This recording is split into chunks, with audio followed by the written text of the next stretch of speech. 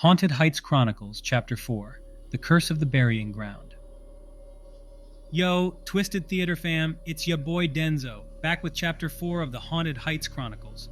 So far, Andrew and the crew have tackled the haunted Omni Parker house, faced the restless spirits of King's Chapel, and uncovered the tragic tale of the Lady in Black at Fort Warren. But this time they're heading to an unexpected stop, a cemetery with a curse that's darker than anything they've faced so far.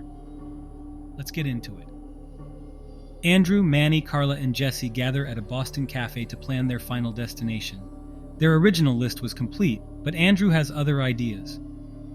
All right, Andrew says, spreading a map across the table. I found something else, a detour before we head home. There's another cemetery nearby one people say has a curse.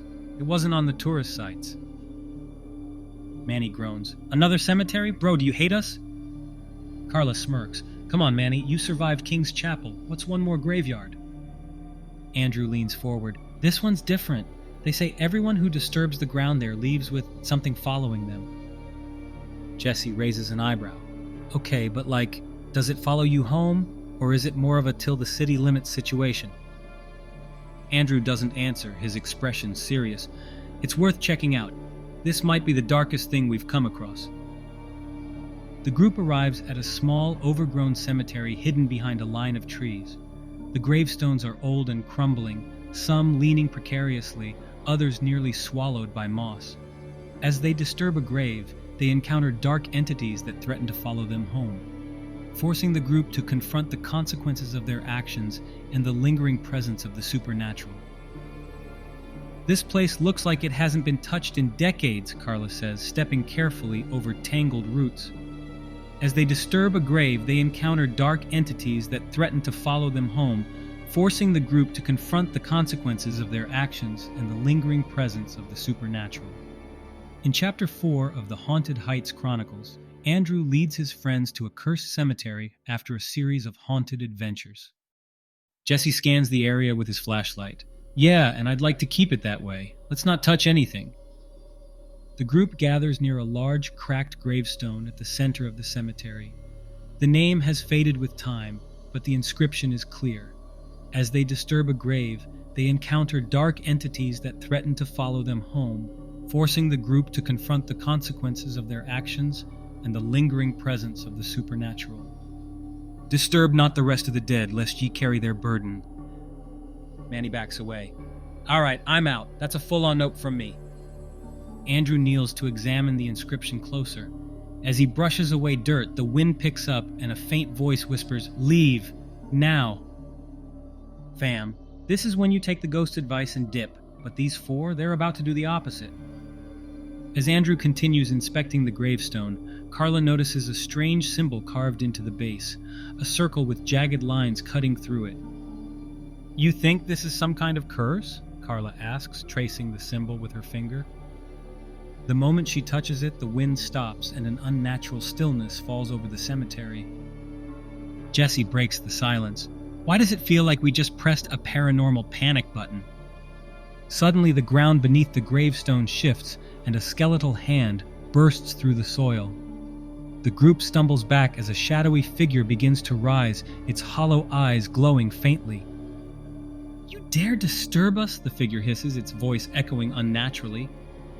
Andrew stands frozen. We didn't mean to... The figure steps forward, its form shifting like smoke. Then you will carry our burden.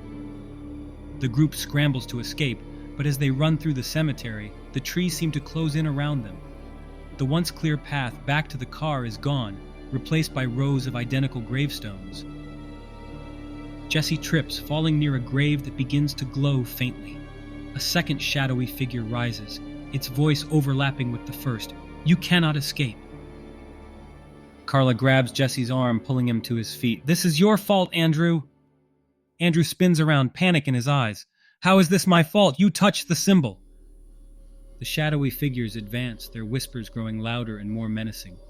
The group huddles together, unsure of what to do. Andrew remembers the inscription. Disturb not the rest of the dead, lest ye carry their burden. Maybe we can undo it, Andrew shouts. We have to show respect. The group frantically starts placing the disturbed dirt back onto the grave, their hands shaking as they work. The shadowy figures pause, watching silently. As the final handful of dirt covers the symbol, the figures dissolve into the air, their whispers fading into silence. The path to the car reappears, and the group wastes no time running for it. Back in the car, the group sits in stunned silence. That was next level, Jesse says, breaking the quiet. Carla glares at Andrew. Next time we stick to the plan, no more detours. Andrew nods, his expression serious. Agreed. But whatever that was, it was real, and we need to tell people about it. Manny shivers. Can we just get out of here before something else decides to follow us?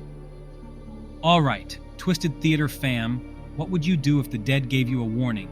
Drop your answers in the comments. And don't forget, this is only Chapter 4. Smash that like button and subscribe to see what happens in the final chapter of the Haunted Heights Chronicles. Until next time, stay sharp and stay safe. Peace. The group's journey isn't over yet. The final chapter looms and the ultimate haunted encounter awaits. Stay tuned for Chapter 5.